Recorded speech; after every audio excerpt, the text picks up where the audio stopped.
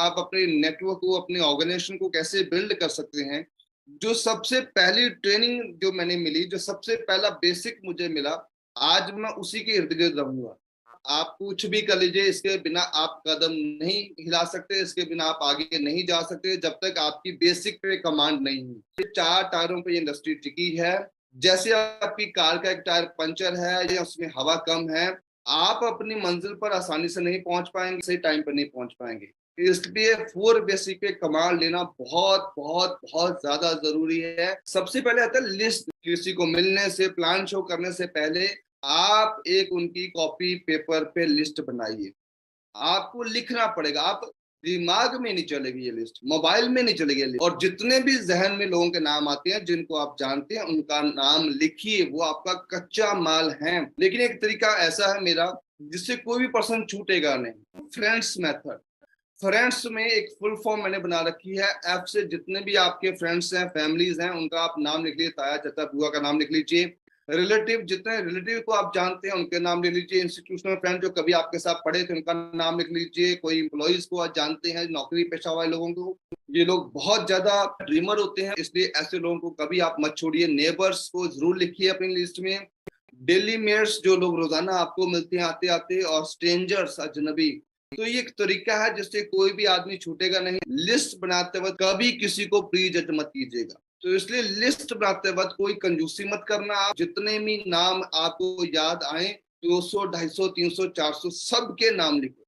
देखिए, ये आपका एक्शन डिसाइड करेगा कि आप अपने काम के लिए कितने सीरियस हैं।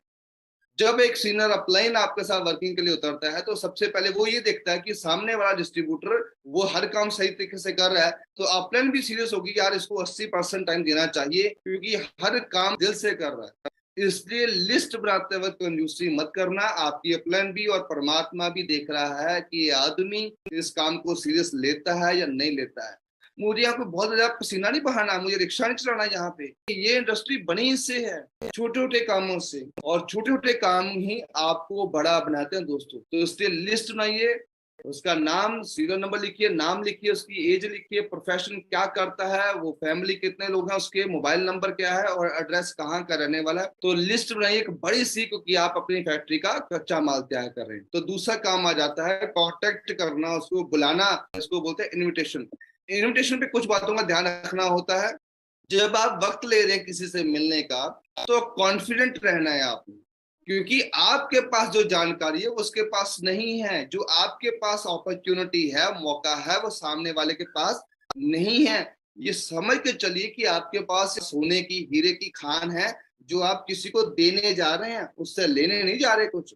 तो जब भी आपने इनविटेशन देना किसी को, तो हमेशा ध्यान रखना है कि कभी बैगिंग अप्रोच नहीं करनी कि प्लीज मेरी बात सुन लो यार, प्लीज वक्त निकाल लो यार, प्लीज हम आधा घंटा बैठ लो यार, मैं तुझे अपना प्लान दिखाना चाहता हूँ ना। ना तो बैगिंग अप्रोच करनी है आपने, ना थ्रेटिंग अप्रोच, डराने धमके वाले कि तू मेरा यार, सुनना पड़ेगा तुझे, है तू मेरा रिश्तेदार नहीं है, सुनता क्यों नहीं है। आप किस बात कर सकते हैं उससे कि कोई बहुत बड़े प्रोजेक्ट पे काम करने जा रहा हूँ, किसी बहुत अच्छे सिस्टम पे काम करने जा रहा हूँ, जिसमें तेरे मेरे जैसे लोग पार्ट टाइम काम कर कर 40-50 हजार रुपया कमा रहे हैं। अमाउंट उतनी बोलनी है जिससे उसका इंटरेस्ट जगे।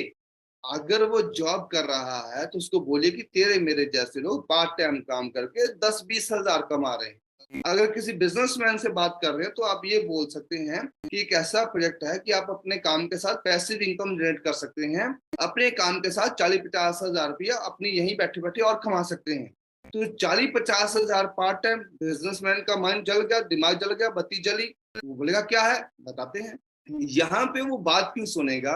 अगर बात करते वक्त आपकी बातों में वजन है, एक्साइटमेंट है, एनर्जी है, स्माइल है आपकी। तो ये इनविटेशन का खास रूल है दोस्तों, इसको ध्यान रखिएगा। तीसरी और सबसे इंपॉर्टेंट चीज है, वो है show the plan. STP, show the presentation. मतलब जितने ज्यादा प्लान होती है इनकम, तो मतलब आपका प्लान नहीं होता, ये तो आपका जादू का चिराग है। जितने अच्छे से आप घिसोगे, उतने जिन बाहर आएंगे और बोलेंगे हुक्म मेरे आका। तो इसलिए इस चिराग को घिसना आपको आना चाहिए, इस चिराग में से जिन निकालना आपको आना चाहिए। तो उसके लिए क्या कर सकते हैं? शो द प्लान करने के लिए प्रेजेंटेशन से ज्यादा इम्पोर्टेंट है आपका माहौल, जिस माहौल में आप बिठाते हैं। क्या वो शांत है? कहाँ पे क्या वहां पे लिसनिंग माहौल है? कोई डिस्टर्बेंस तो नहीं है? कोई बहुत ज्यादा शोर शराबा तो नहीं है? प्लान करने की सबसे सही जो जगह होती है, या उसका घर, या आपका घर, या रेस्टोरेंट, या कॉमन प्लेस। और प्लान दिखाने से पहले जो आपके साथ गया है गेस्ट, आपका स्पीकर, आपकी प्लान, उसको जरूर एडिफाई कीजिएगा दोस्तों। अगर आप चाहते हैं कि आपका प्लान इफेक्टिव जाए, जिस सीनियर को आप मिला रहे हैं उसको एडिफाई कीजिए कि ये मेरे सीनियर हैं, आज मैं जो भी हूँ लाइफ से इनकी वजह से हूँ, या मैं इनसे बहुत कुछ सीख रहा हूँ। जिस प्रोजेक्ट की मैं बताने जा रहा हूँ उसमें काफी अच्छे लेवल पे हैं, और सर ये मेरे दोस्त है राम जी जिनके बारे में बताया था, वेरी नाइस पर्सनैलिटी। तो किसी को डिग्रेड भी नहीं करना आपने प्लान दिखाते वक्त, लेकिन बहुत ज्यादा हवा नहीं देनी थर्ड पर्सन को कि वो सुने ना। अपने प्लान को छोटा कर दिया और सामने वाले को बड़ा कर दिया कि ये बहुत बड़ी तोप है, अब वो तो कभी भी नहीं सुनेगा। सामने वाले की रिस्पेक्ट एज इट बनाए रखिए, लेकिन अपने अपलाइन को थोड़ा ज्यादा आइडेंटिफाई कीजिए ताकि वो आपकी अपलाइन को महत्ता दे, उसको सुने। प्लान दे अगर आपकी अपलाइन कर रही है तो आपने फोन लेके बाहर नहीं आना है, आपने इधर उधर देखना है, आपने पूरे इंटरेस्ट के साथ ऐसे बैठना है जैसे पहली बार आप देख रहे हैं। अपना भी फोन साइलेंट कीजिए, सामने वाले का भी कराइए। सर ऐसा है कि 20-25 मिनट लगेंगे, बड़ी सीरियस टॉक है, मैं अपना फोन साइलेंट कर लेता हूँ, सर आप भी कर लीजिए ताकि डिस्टर्बेंस ना हो। तो इसलिए इन बातों का ध्यान रखिएगा तो आपको ज्यादा रिजल्ट मिलेंगे। तो 1-to-1 प्लान 15 से 20 मिनट चलना चाहिए। आप इधर उधर की बातें 100 कर लें प्लान से पहले और प्लान के बाद, लेकिन जब प्लान शुरू करें 20 मिनट से ज्यादा प्लान एक्सीड नहीं करना चाहिए, वरना बोरियत वाला हो जाता है। और मैं बताऊं, अगर सबसे ज्यादा रिजल्ट मिलते हैं नेटवर्क इंडस्ट्री में तो वो होम मीटिंग मिलते हैं। कोड मार्कर के से जो प्लान होते हैं सबसे ज्यादा रिजल्ट उनमें मिलते हैं। जो घरों में प्लान होते हैं सबसे ज्यादा रिजल्ट उनमें मिलते हैं, क्योंकि 15-20 लोग में बंदा बड़ा आराम से बैठा होता है, उसको पता है कि अकेला मैं टारगेट नहीं हो रहा। तो जब वो आराम से बैठता है तो वो चीज जो स्पीकर कहता है उसके जहन में भी जाती है। अगर आपकी टीम में होम प्लान नहीं हो रहे, होम मीटिंग नहीं हो रही, तो ये बहुत गलत है। आप आज से इसको शुरुआत करो, आपका बिजनेस बहुत तेजी से मल्टीप्लाई होना शुरू हो जाएगा। लास्ट में चीज आती है फॉलोअप।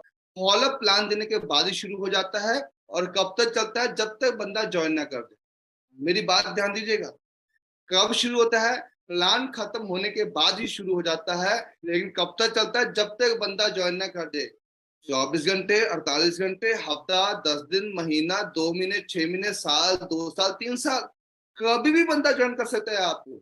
लेकिन उसको आपने फॉलोअप देते रहना, उसको टच में रखना है, उसको फीडबैक देते रहना, उसको अपडेशन देते रहना, अपनी कोई तरक्की, अपनी कोई अचीवमेंट, अपना कोई सेमिनार भेजते रहना है। तंग नहीं करना डेली गुड मॉर्निंग भेज भेज के, उसको इतना पका नहीं देना कि आपके मैसेज पढ़े ही ना। हफ्ते में एक भेजो, लेकिन जो भेजो अच्छा हो, नॉलेजेबल हो, कोई आपकी ग्रुप की अचीवमेंट, किसने कार ली, किसने कोई बड़ा सेमिनार किया, कोई नया प्रोडक्ट लॉन्च हुआ, वो देते रहो। मेरे साथ कई दोस्त 6-6 महीने बाद, साल साल बाद भी जुड़े, क्योंकि कंटिन्यूस फॉलोअप में था मैं।